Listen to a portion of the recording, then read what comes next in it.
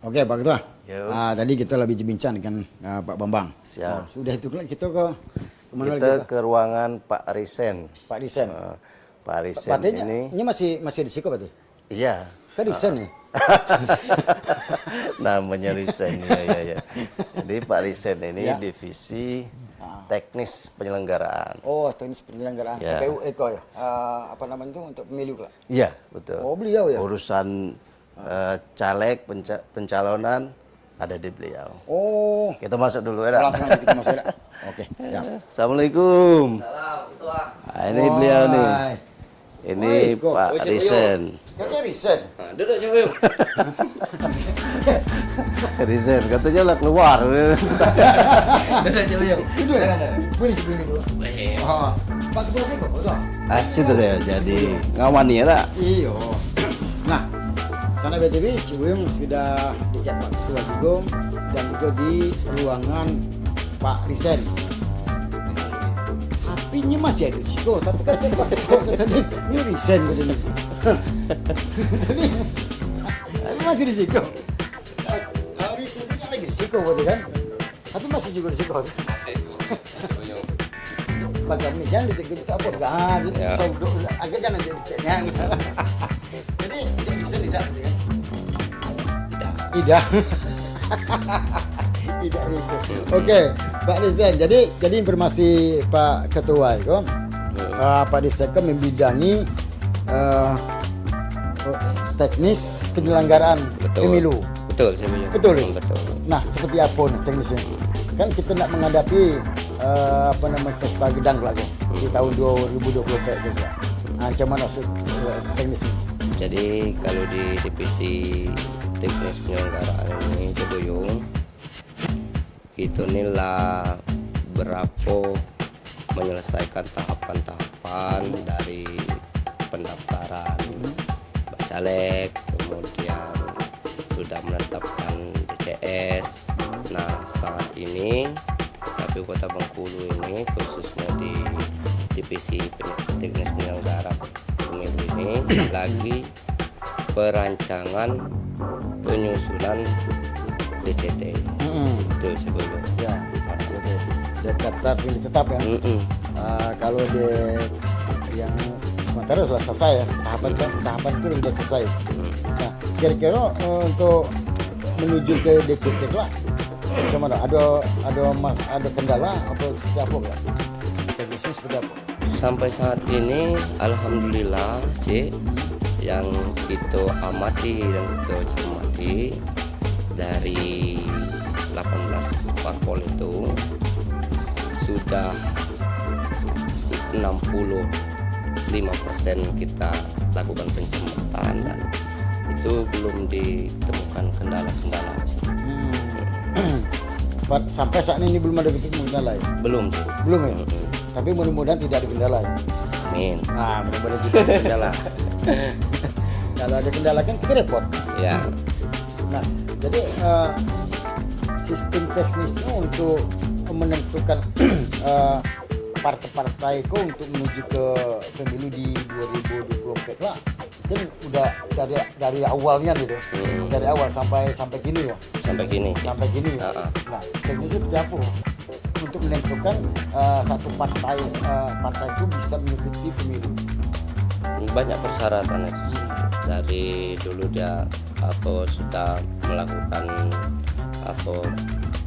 pendaftaran ke KPU itu dilakukan oleh komisioner yang dulu kan sih, itu melanjutkan kemudian di DCT, DCS di situ berapa kali juga sih ini dulu dibuka terus sama KPU, perbaikan.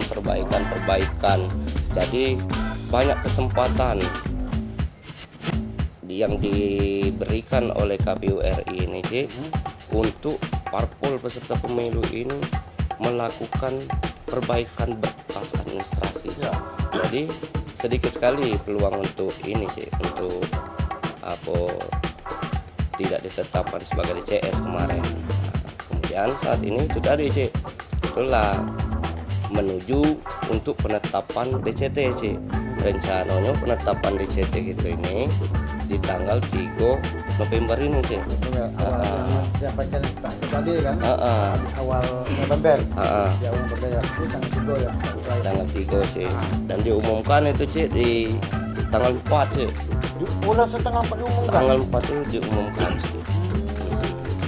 Jadi tanggal 3 DCT, tanggal 4 udah langsung diumumkan. Diumumkan sih karena Oh, ini setelah ditetapkan DCT ini masuk ke divisi ini apa logistik sih Pak Ketua untuk pencetakan surat suara logistik dan sebagainya. Nah ini menjadi masalah surat suara tadi kan. Nah itu pencetakan itu apakah surat-surat itu cetaknya di Bengkulu atau di luar Bengkulu? Nah kalau untuk ini sih yang membidangi pencetakan itu di divisi Pak Ketua. Udah bisa Pak Ketua. Nah, gitu ngobrol sebentar tuh Pak Ketua kalau begitu. Kan dapat kan. Nah, jadi itu Pak Ketua. Jadi menurut beliau tadi kan Pak Risan tadi kan katanya masalah pencetakan surat suara itu kan itu bidangnya Pak Ketua. Ya. Nah, yang Cibun tanyakan itu Pak Ketua, pencetakan surat suara itu apakah kita tetapkan di Bengkulu apa luar Bengkulu? Jadi Cik, jadi pedoman pembuatan pencetakan logistik terutama surat suara itu dasarnya DCT, penetapan DCT itulah yang dijadikan pedoman untuk mencetak surat suara. Nah itu kita menetapkan jumlahnya dan kemudian kita sampaikan ke KPU RI. Nah nanti KPU RI yang mengorganisir pemesanannya. Jadi kita menyampaikan yang tidak kita pesankan itu desainnya, daftar calonnya sudah kita sampaikan. Nanti KPU RI yang akan mengorganisir pencetakannya. Jadi kita cuma mesan aja sih. Oh kita mesan aja. Artinya kita bukan mencetak di Bengkulu kan? Ya. Itu RI. Kita cuma memesan dan desainnya kita sendiri. Iya kita karena desain itu kan berdasarkan DCT yang sudah ditetapkan.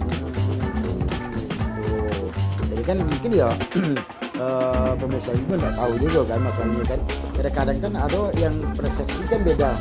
Nah, kali-kali itu Bengkulu bola cetaknya. Nah, jadi kan ini udah terjawab gitu.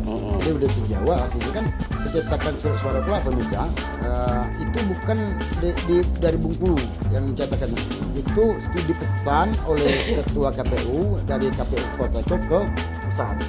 Nah itu jadi jangan kita lagi beranggapan yang tidak. Jadi kalau kita berpikir yang sehat, berpikir yang jernih untuk mensukseskan pemilu di tahun 2024 kita harus positive thinking lah itu. Nah kita balik lagi dari Eko. Harus kita tanya ke Eko, itu pemirsa itu banyak yang nak nonton gitu kok. Ya apalagi KPU Kota kok bukannya luar biasa itu untuk pemilu untuk legislatif. Nah tadi kalau masalah suara udah jauh dari keluar. Nah kalau teknisnya negeri kita dari para parpol sendiri setelah masuk di Jakarta itu pemilu Pak. Nah sebelum itu kan ada kendala-kendala tuh, ada perbaikan mungkin yang belum persyaratan belum dipenuhi. Berapa lama dikasih tenggang waktu? Nah kalau itu Cik, setelah ditetapkan DCT ini sampai saat ini peraturannya memang menunjukkan tidak ada lagi perbaikan. Jadi itu setelah ditetapkan daftar calon tetap ini dasar untuk pencetakan logistik tadi Cik. Nah jadi tidak bisa dirubah lagi Cik, misalnya nak ganti calon lagi, nak apa memperbaiki berkas lagi, sudah final sih, sudah final. Karena itu tadi yang aku sebutkan tadi Cik, yang saya sebutkan tadi, sudah berapa kali diberi kesempatan sama KPU RI untuk perbaikan itu, dan alhamdulillah kawan-kawan dari partai politik peserta pemilu ini sih sangat antusias dan begitu tertib untuk melengkapi persyaratan itu sih. Jadi kalau untuk para caleg itu kan yang dari parpol ini kan agak bingungan waktu kemarin informasinya kan untuk memenuhi syarat dari kota kaum wanita. Nah, apa tanggapan dari KPU? Sampai saat ini yang di Kota Bengkulu, Cek, kalau untuk kota perempuan itu sudah memenuhi Cek. Nanti, nah itu diumumkan di daftar calon tetap ini nanti sih diumumkan juga kota perempuannya berapa persen. Nah, jadi masyarakat Kota Bengkulu di tanggal 4 itu sudah bisa melihat di media tanggal 4 November bulan depan itu sudah bisa dia melihat siapa calon, kemudian partainya, kemudian fotonya, kemudian di situ presentasi perempuannya diumumkan di situ. Langsung diumumkan. Tapi kalau untuk caleg-caleg kan caleg kota kan itu kan tidak menggunakan foto kan? Menggunakan sih, ada fotonya juga. Itu kalau di lembar suara bisa juga ada foto tidak?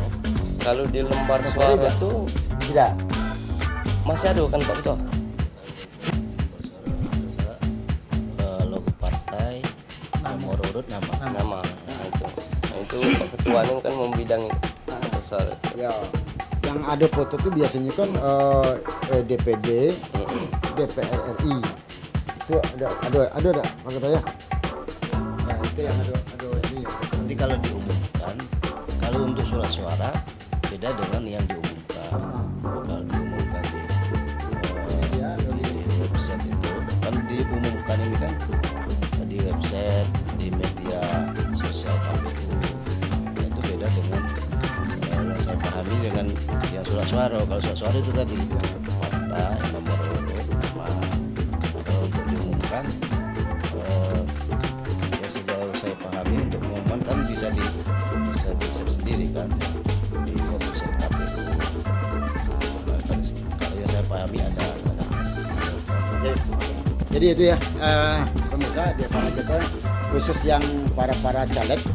Jadi tanggal 3 November kelak itu sudah DCT.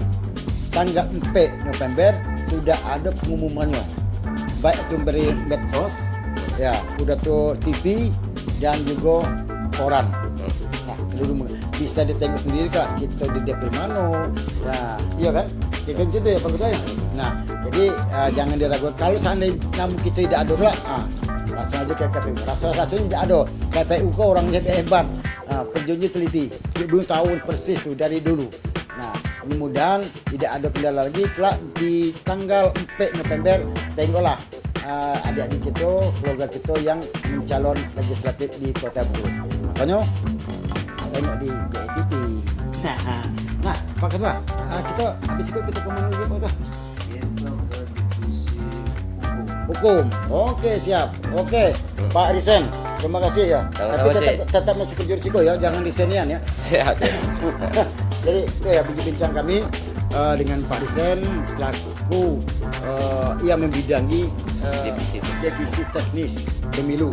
Nah, mudah-mudahan apa yang disampaikan ke beliau tadi menjadi pencerahan kita yang untuk di sana kita khususnya para caleg. Nah, makanya cibung tidak ke bidang lain lagi masih di Pak Ketua KPU Kota Bengkulu tetap di